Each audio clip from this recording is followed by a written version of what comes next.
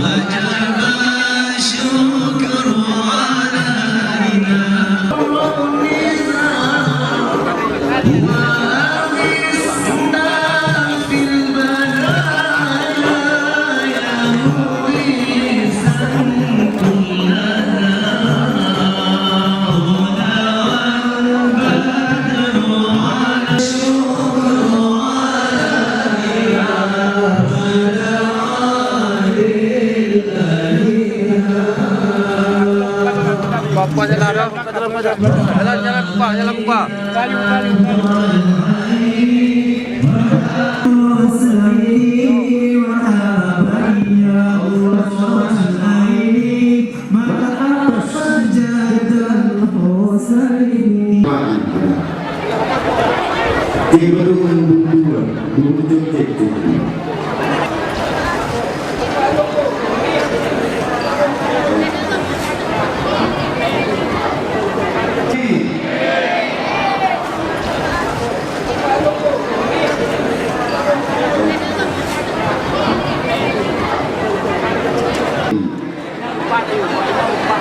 Segala, benar. Yang tunggu di bawah nak pinjam bunga boleh.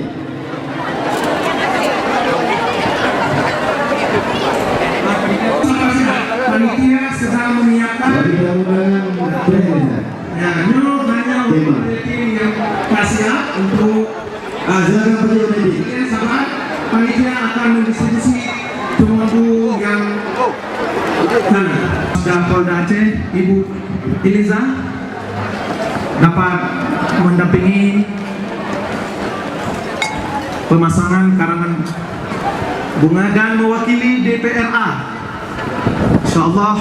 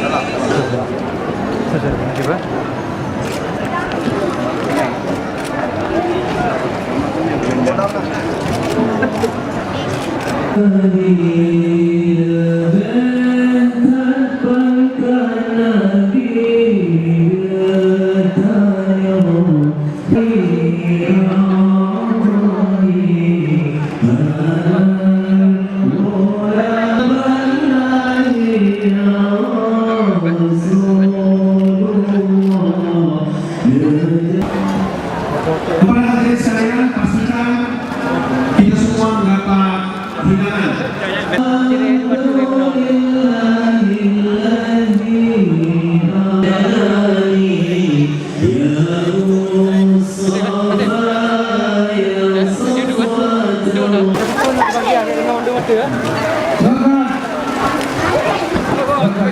Silakan.